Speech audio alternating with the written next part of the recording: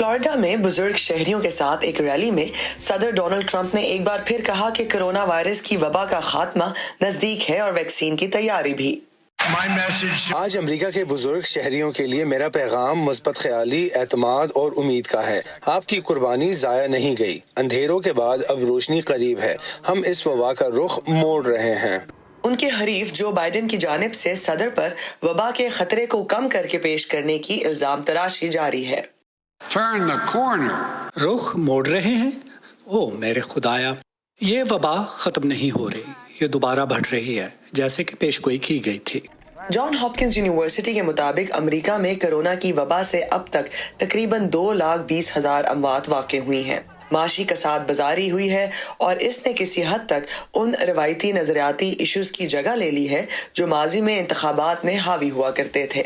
माहिरीन का कहना है कि इस वबा ने आज़ाद तिजारत, इमिग्रेशन, सेहत-ए-आमा, माहौलियाती तब्दीली, इस्कात हमल के हकूक और गन कंट्रोल जैसे मसाइल को पीछे धकेल दिया है। कोविड-19 ने इन मसाइल को दबा दिया है। ये अब भी मौजूद हैं, लेकिन ये एक नए मसले की तरह हैं जो पहले मौजूद नहीं था। और अब ये उन अहम उमूर में से एक है जो तय करते हैं कि उम्मीदवार कहाँ खड़े हैं और लोग कैसे वोट देते हैं।